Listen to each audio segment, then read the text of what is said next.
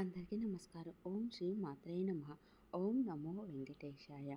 తిరుమల క్షేత్రంలో శ్రీ వెంకటేశ్వర స్వామి వారికి జరిగే వివిధ ఉత్సవాలలో స్వర్ణ రథోత్సవం అత్యంత ప్రధానమైనది మరియు కనువిందు చేసే వేడుక. ఈ రథం యొక్క ప్రాముఖ్యత, నిర్మాణం మరియు విశిష్టత గురించి పూర్తి వివరాలు ఇక్కడ తెలుసుకుందాము. నిర్మాణ విశిష్టత మరియు కొలతలు. శ్రీవారు బంగారు రథం కేవలం అలంకారప్రాయమైనది మాత్రమే కాదు, ఇది ఒక అద్భుత శిల్ప కళాఖండం. ఎత్తు. ఈ రథం సుమారు 32 అడుగుల ఎత్తు ఉంటుంది. దేశంలోని ఇంతటి ఎత్తు కలిగిన స్వర్ణ రథం మరెక్కడా లేదని చెబుతారు. బరువు. రథం మొత్తం బరువు దాదాపు 28 టన్నుల, అంటే 28,000 కిలోలు బంగారం వినియోగం. దీని తయారీకి సుమారు 74 కిలోల మేలిమి బంగారాన్ని ఉపయోగించాము. రాగి తాపడం.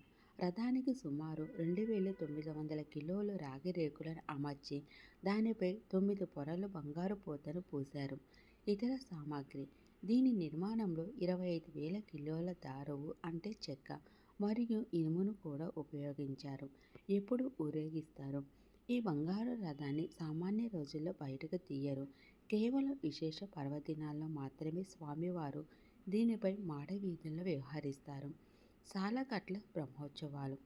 బ్రహ్మోత్సవాల సమయంలో ఒకరోజు ఉదయం స్వర్ణ రథోత్సవం జరుగుతుంది.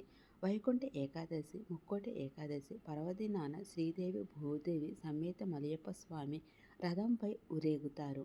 రథసప్తమి. సూర్యజయంతి సందర్భంగా జరిగే వాహన సేవల్లో భాగంగా కూడా కొన్నిసార్లు దీనిని ఉపయోగిస్తారు. వసంత ఉత్సవాలు. వార్షిక వసంతాలలో రెండో రోజు స్వామివారు బంగారు రథంపై భక్తులకు దర్శనమిస్తారు. ఆధ్యాత్మిక ప్రాముఖ్యత. పురాణాల ప్రకారము బంగారం అనేది అత్యంత శక్తివంతమైన లోహం. శ్రీవారి నివాసము, ఆయన సింహాసనము, కిరీటం అన్నీ బంగారమే. అందుకే స్వామివారు బంగారు రథంపై ఊరేగడం భక్తులకు అత్యంత పరమ పవిత్రమైన దృశ్యంగా భావించబడుతుంది. ఈ రథాన్ని లాగడం వల్ల అశ్వమేధ యాగం చేసినంత పుణ్యం లభిస్తుందని భక్తుల నమ్మకం.